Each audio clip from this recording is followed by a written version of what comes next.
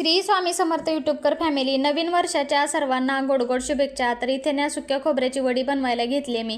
तर 200 ग्रॅम एवढं desiccated coconut घेतले, 1 वाटी एवढं मखाण्याची पावडर घेतले, 1 वाटी एवढं मिल्क पावडर घेतले, 1 वाटी एवढं साखर घेतले आणि 1 वाटी एवढं दूध घ्यायचे। तर कढईमध्ये 3 ते 4 चमचे एवढं साजूक तूप घालायचं आणि पहिली मखाण्याची पावडर ना छान अशी भाजून घ्यायची। मखाण्याची पावडर भाजल्यानंतर आपल्याला त्याच्यामध्ये डेसिकेटेड कोकोनट घालायचं, तेही छान परतून घ्यायचं। त्याच्यानंतर लगेच मिल्क पावडर घालायची, साखर घालायची आणि दूध घालायचं आणि हे सगळं भाजत असताना ना गॅसची फ्लेम ना एकदम स्लो करायची। एकदम जशी आपण ना जसे ओल्या नारळाची वडी बनवते ना त्या पद्धतीनेच ही वडी बनवायची। फक्त ह्याच्यामध्ये मी मखाण्याची पावडर ॲड केली ह्याच्यासाठी की वडी एकदम खुसखुशीत होते। नक्की ट्राय करून बघा ह्या पद्धतीने। 10 मिनिटांनी बघू शकता छान असं मिश्रण तयार झाले। नंतर आपल्याला त्याच्यामध्ये वेलचीची पूड घालायची आणि छान वडी सेट करून घ्यायची आणि 10 मिनिटं रूम टेम्परेचरवर ठेवून द्यायची। तशीच 10 मिनिटात वडी आपली तयार होते।